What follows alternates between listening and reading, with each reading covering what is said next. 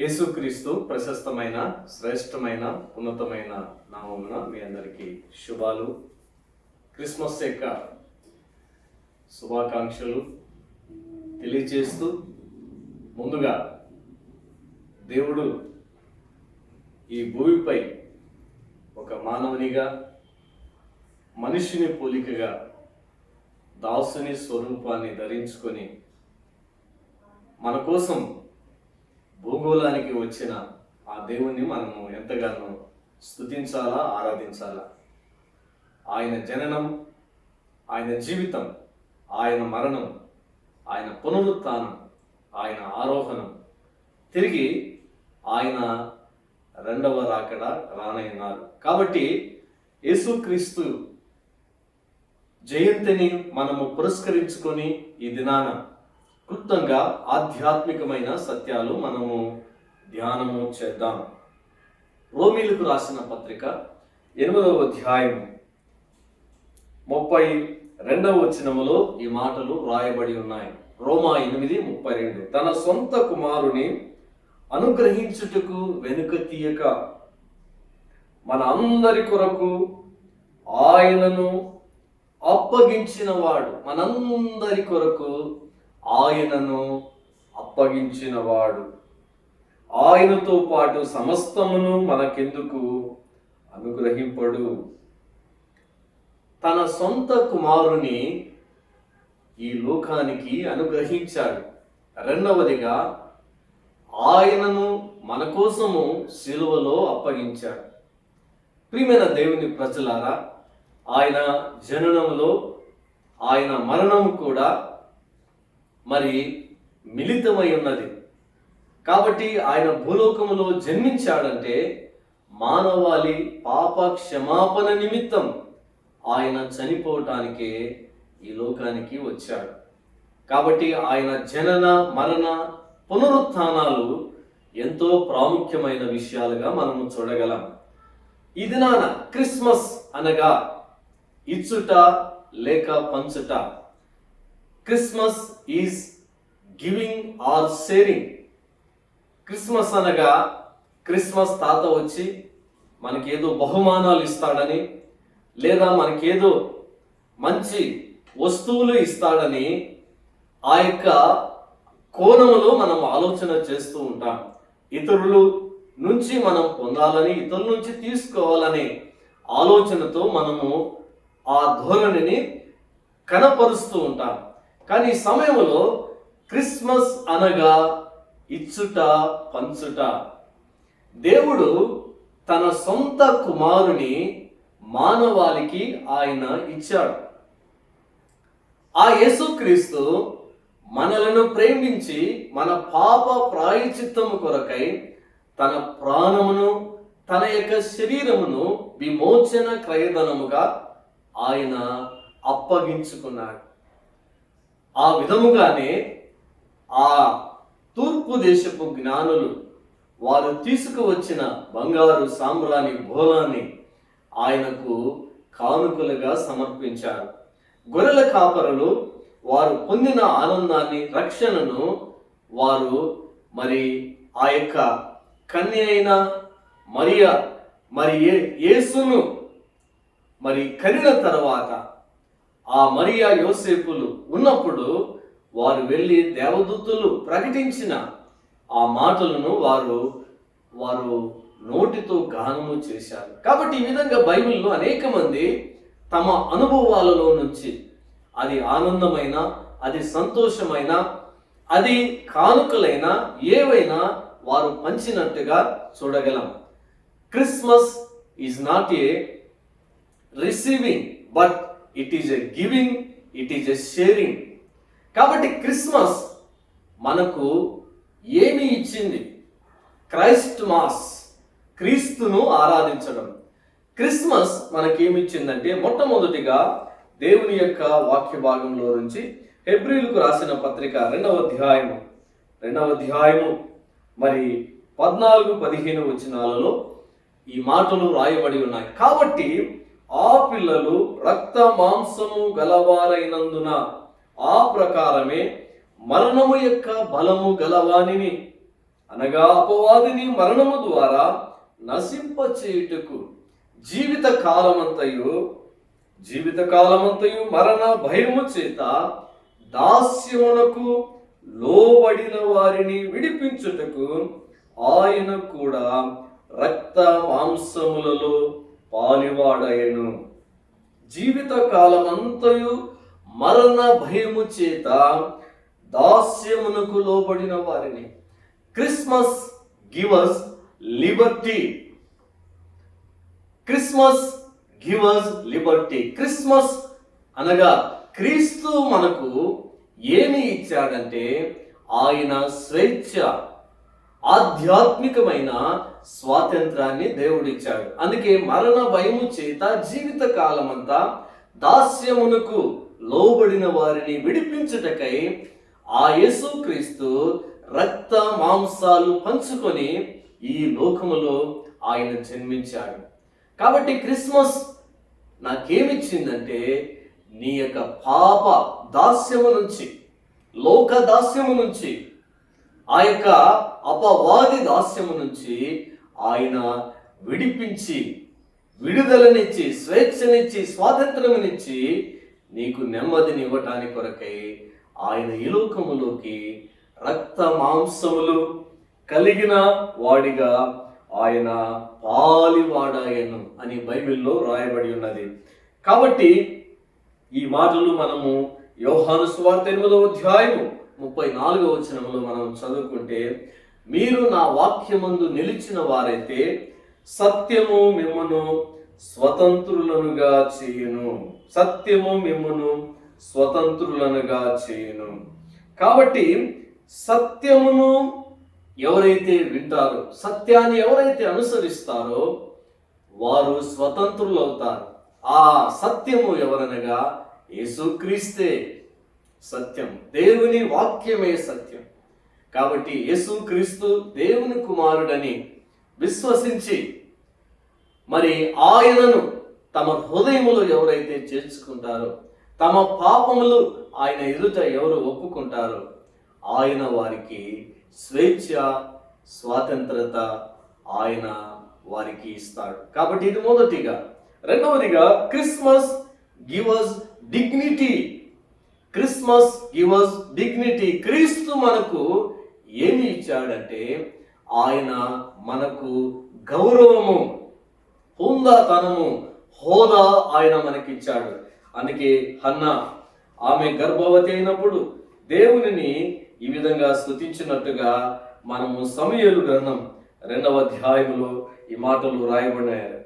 1 సమూయేలు 2వ అధ్యాయము 8వ వచనం, దరిద్రులను అధికారులతో కూర్చుండబెట్టుటకును మహిమగల సింహాసనమును స్వతంత్రింప చేయుటకును వారిని మంటిలో నుండి ఎత్తువాడు ఆయనే.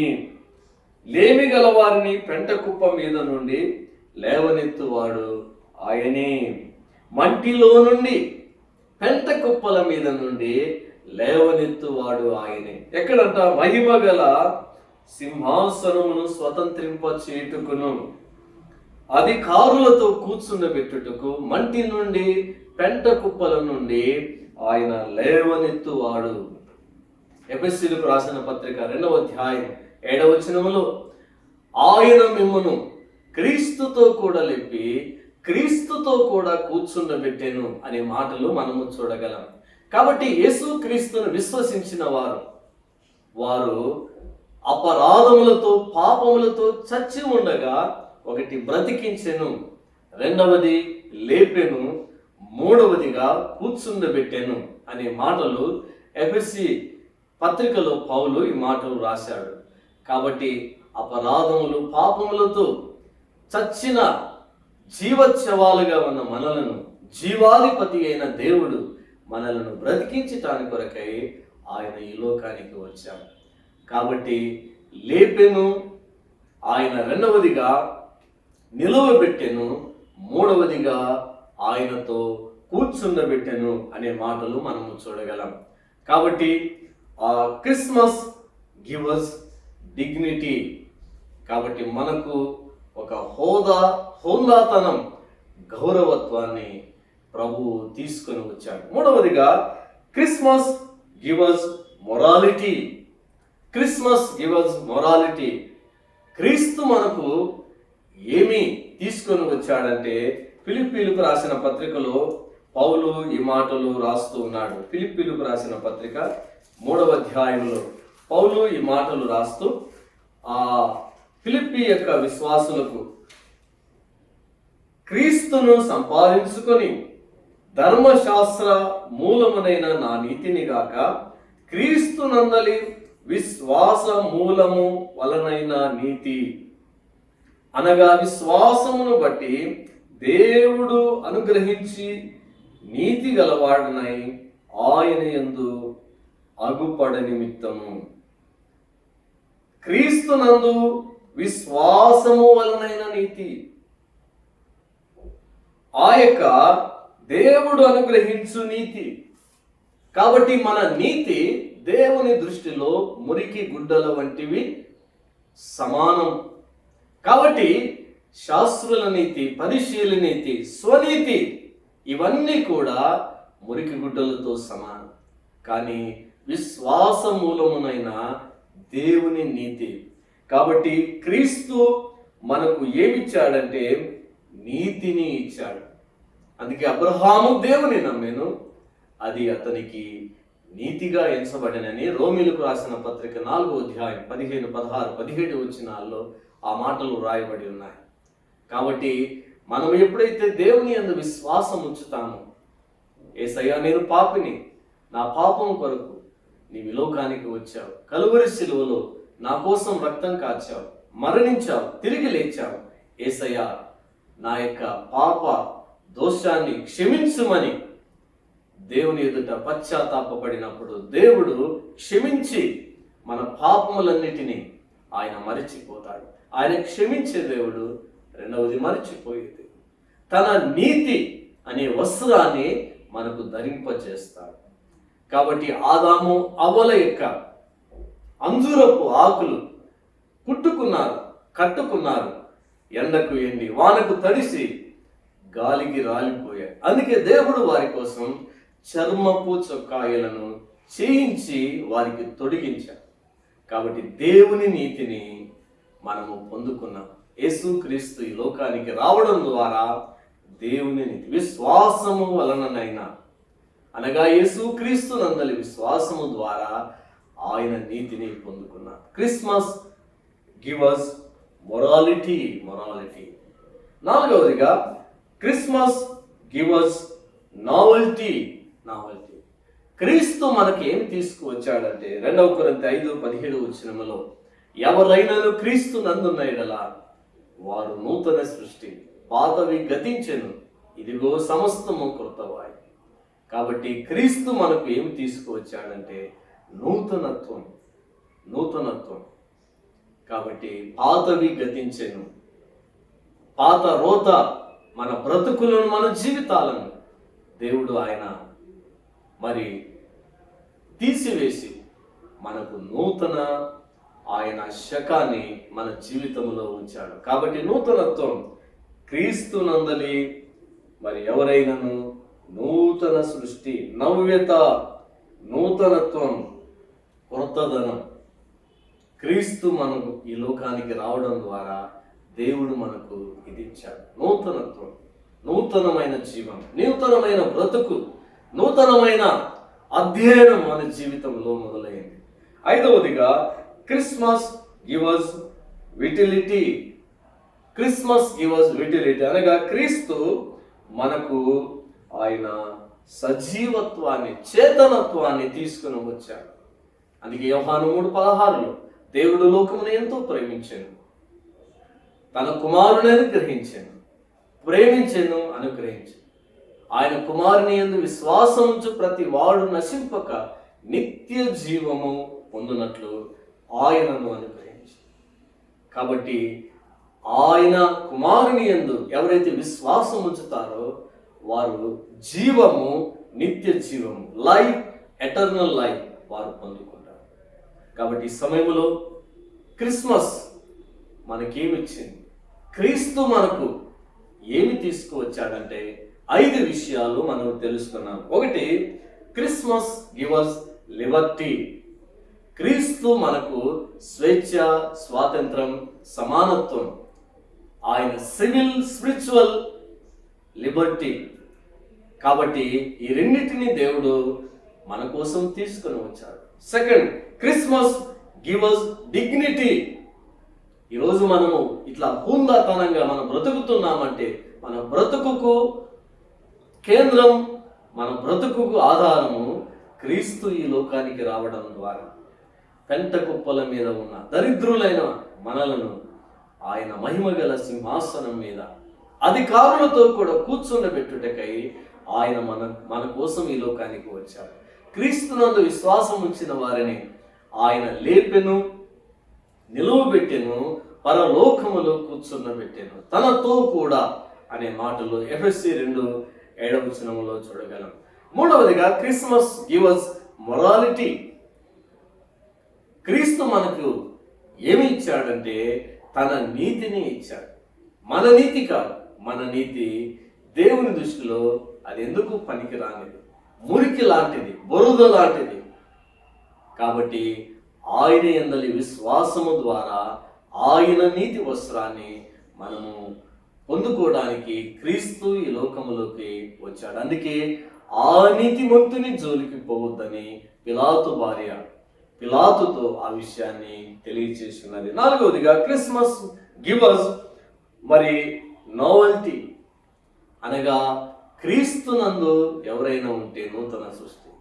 క్రీస్తునందు విశ్వాసం ఉంచితే, క్రీస్తును తమ హృదయంలో రక్షకునిగా చేర్చుకుంటే నూతనత్వం. పాతవి గతించెను, ఇదిగో సమస్తము క్రొత్తవాయెను అని బైబిల్లో వ్రాయబడి ఉన్నది.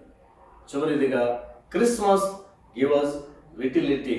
అనగా మనకు సజీవత్వాన్ని దేవుడు ఇచ్చాడు. కాబట్టి మనము చనిపోయినా తిరిగి లేస్తాం, ఆయనతో ఉంటాం. జీవము, నిత్య జీవం పొందినట్లు తన కుమారుని మన కోసం అనుగ్రహించాడు. ప్రియమైన సోదరి సోదరులా, కాబట్టి యేసయ్య ఇవి ఈ భూలోకానికి ఆయన నింగి నుండి తీసుకొని వచ్చాడు. కాబట్టి ఈ దినాన మనము చేయవలసినది ఏదంటే దేవునికి మనము హృదయపూర్వకమైన అర్పణ, అనగా మనల్ని మనము ఆయనకు సమర్పించుకోవాలి. కాబట్టి ఆయన పొందిన రక్షణను, ఆయన పొందిన రక్షణానుభవాన్ని అనేకులకు చాటి చెప్పాలి.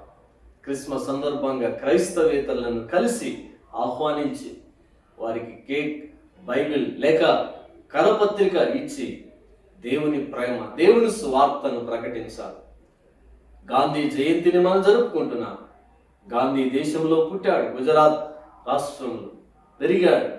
ఈ దేశ స్వాతంత్రం కోసం ఎన్నో ఆయన కష్టాలు, బాధలు అనుభవించాడు. ఆఖరికి ఆయన చనిపోయాడు. కాబట్టి ఒక మనిషి యొక్క జయంతిని మనం జరుపుకుంటూ ఉన్నప్పుడు దేవాది దేవుడు, సృష్టికర్త అయిన ఆ జగత్ రక్షకుడైన ఆయన జయంతిని మనము అర్థవంతంగా, ఆచరణాత్మకంగా, ఆధ్యాత్మికంగా మనం జరుపుకోవాలి. కాబట్టి ఇందులో ఆధ్యాత్మికమైన సత్యాలు ఏంటంటే మనము పొందిన రక్షకుని, మనం పొందిన రక్షణానందాన్ని, మనం పొందిన రక్షకుని రుచిని అనేకులకు చాటి చెప్పాలి. కాబట్టి పంచుట, అందుకే దేవుడు అంటాడు, నా వంటి ప్రవక్తను మీలో నుండి పుట్టింతును అని అంటాడు. కాబట్టి దేవుని యొక్క వాక్యంలో నుంచి అనాది కాలముననే దేవుడు యేసయ్య పుడతాడు, స్త్రీ గర్భాన పుడతాడని, కాల పరిపూర్ణతలో పుడతాడని, ఒక విధానంలో పుడతాడని, ఆ ఒక ప్రదేశంలో పుడతాడని, ఆయన ఒక విశిష్టమైన పరిశుద్ధాత్మ ద్వారా జన్మిస్తాడని ముందుగానే ఆయనను గురించిన ప్రతి ప్రవచనాలు మనము పాత నిబంధనలో చూడగలం. అందుకే ప్రవచనాత్మకమైన క్రీస్తు. రెండవది చారిత్రాత్మకమైన క్రీస్తు. మూడవది అసామాన్యమైన క్రీస్తు. నాలుగవదిగా ఆయన పుట్టుక లోకానికి ఆశ్చర్యకరమైన క్రీస్తు. అంతేకాదు, ఈ లోకానికి శాంతి, నెమ్మది, సమాధానం, సంతోషాన్ని ఆయన ఇవ్వటానికి కొరకై ఆ పరలోకం నుండి భూలోకానికి వచ్చిన శాంతి ప్రదాత అయిన క్రీస్తు. ఆ క్రీస్తు నీకు కావాలా? పాత జీవితం, రోత జీవితం, గత జీవితంతో ఒకవేళ ఉండి ఉంటే ఈ సమయంలోనే యేసయ్యా, నేను పాపిని, నా పాపాన్ని క్షమించి నీ రక్తంతో నన్ను కడిగి పవిత్రపరచును దేవా. ఈ క్రిస్మస్లో దేవా, నిన్ను నా హృదయంలో రక్షకునిగా స్వీకరించి నీ కోసం జీవిస్తా, నీతో కలిసి నూతన సంవత్సరంలో ప్రవేశిస్తా, సహాయం చేయదేవా అని దేవునికి ప్రార్థన చేద్దాం. క్లుప్తంగా ప్రేమగల తండ్రి, వందనాలు. విన్న వాక్యాన్ని ప్రతి ఒక్కరి హృదయాల్లో ఫలింపచేయమని, 30 60 100 ఫలింపచేయమని ప్రార్థిస్తూ తండ్రి నాయన, మరి ఈ క్రిస్మస్ను అర్థవంతంగా, ఆత్మీయంగా, ఆచరణాత్మకంగా అనుకరించుటకు సహాయం చేయండి. ఈ క్రీస్తు జయంతిని ఆసరాగా తీసుకొని ఆ యేసయ్య ప్రేమను, సువార్తను, సాక్ష్యాన్ని, వాక్యాన్ని అనేకులకు లోకానికి పంచిపెట్టినట్టు మీ సాధనంగా వాడుకోమని మమ్మల్ని అందరినీ కూడా ఆ విధంగా ఆయుత్తపరిచి దేవా, లోకానికి మేమేం పంచాలి, ఆ రక్షకుని రక్షణానందాన్ని, రక్షకుని రుచిని, మేము కలిగిన వస్త్రాలను, పిండి వంటలను, ఆ విధంగా తండ్రి వస్త్రాలను బీదలు, పేదలు, దరిద్రులకు మాకు కలిగినది మేము పొందుకున్న వాటిలో పంచే మనసు మాకు దయచేయాలని ప్రార్థిస్తూ యేసయ్య నామమున అడిగి వేడుకుంటున్నాము తండ్రి. ఆమేన్.